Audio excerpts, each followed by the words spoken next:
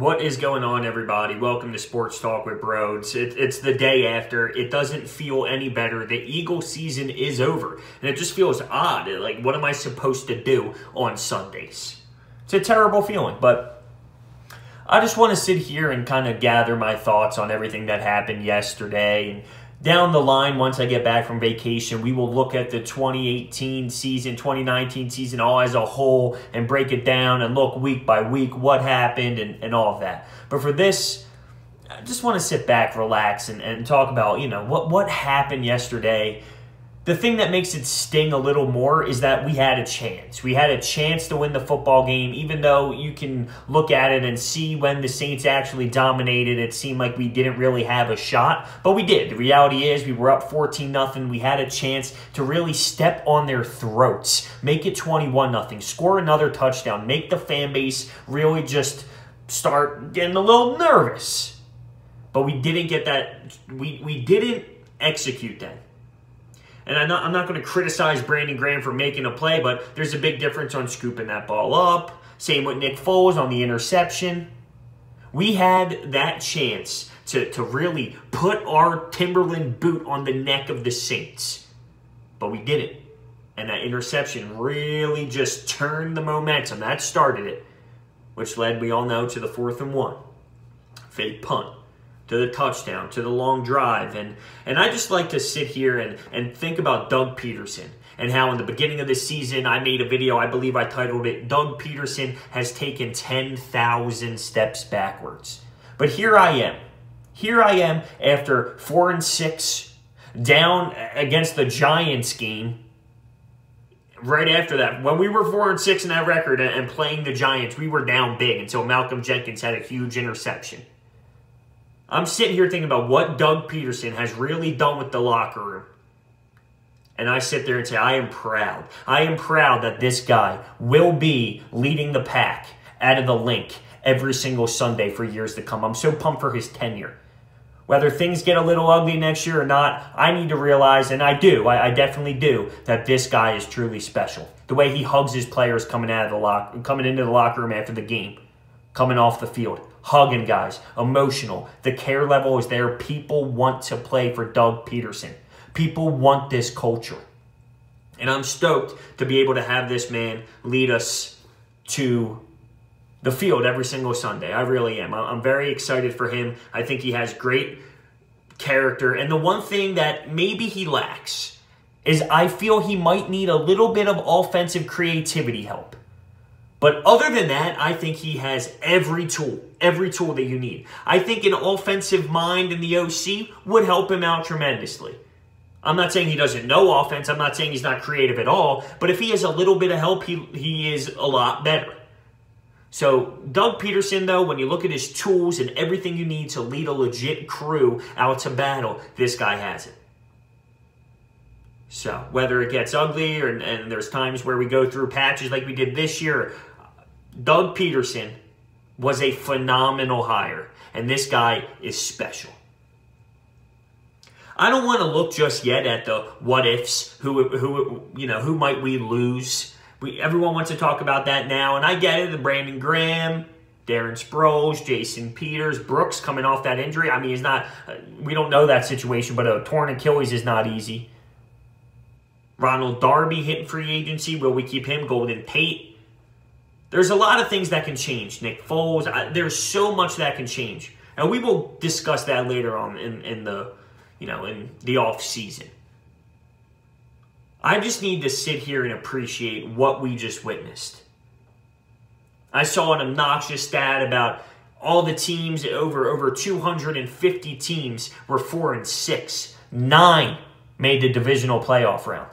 And we were 2 minutes shy of another NFC championship game. And I do believe if Alshon did come down with that, which he has to, it sucks so much because of what he is and what he has done for us so much, but he has to make that catch.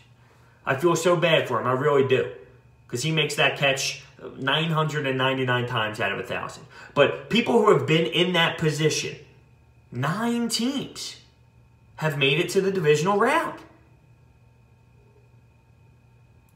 What we did and how we finished the season is amazing. It's amazing.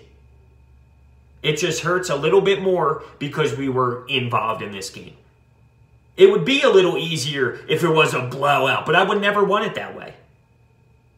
The fact that we dominated, the fact that cre'von LeBlanc had an interception on the first play of the game where you know Sean Payton said to go attack him. You know he said that. If he was saying that against Sidney Jones on the first time we played them, he was easily saying that about LeBlanc.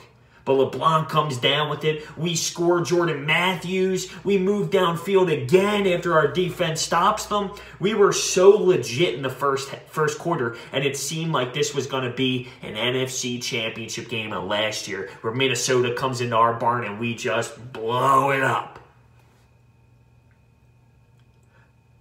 But that's not how it played out. Colin Cowherd, you know, he always gets blown up. He's big national media. He said something about the Eagles.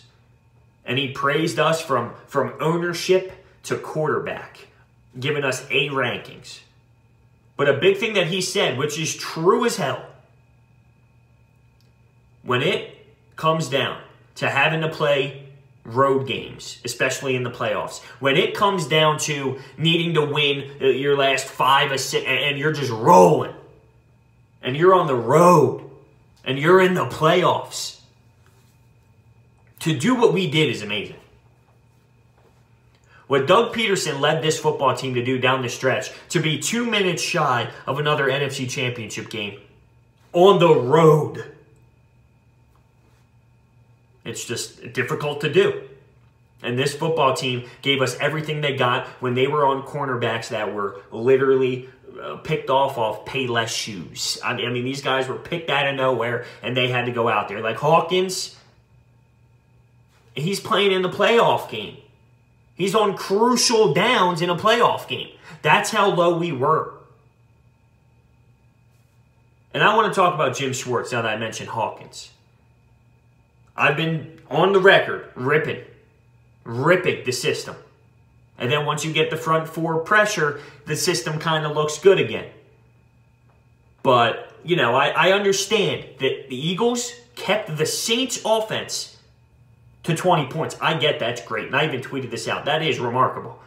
But there is a flaw on 3rd and longs with this system.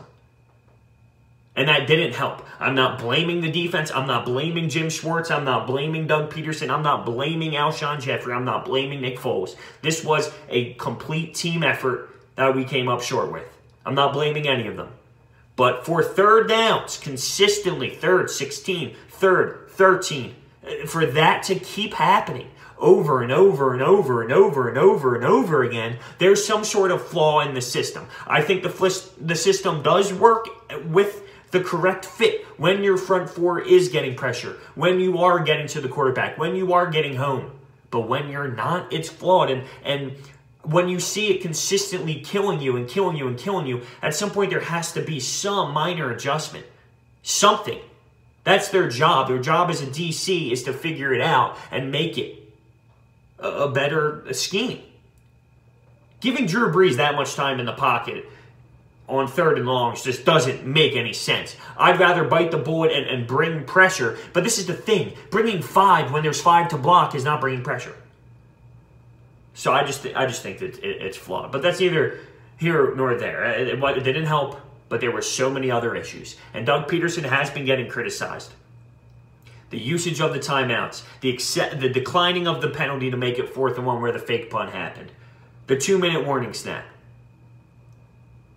Doug didn't have the cleanest game at all, but that wasn't the reason. I think Doug had definitely called smoother games in his career, but that wasn't the reason why. For some reason, the offense kind of stalled out, and our D couldn't get off the field on 3rd downs. And listen, the Saints are a great team. It's so hard to go into that type of building. The Superdome, it's loud, it's crazy. That's a tough building to go in and win. It's just what it is, and the Eagles came up short. But it is the day after now. I like to tell myself it's a little bit easier than the night before, but it's really not. Being on vacation does help a little bit. My mind's kind of not just focused. I'm not listening to sports radio all day long like I would when I'm at home. So maybe it's a little bit easier over here in Canada step away a little, but I am hurting. It does hurt. I was just out to dinner. I'm wearing my Eagles beanie. Of course, the waiter is big Saints fan. Oh, you're a big Eagles fan? Oh, yeah. Yeah, you're getting no tip. You know what I mean?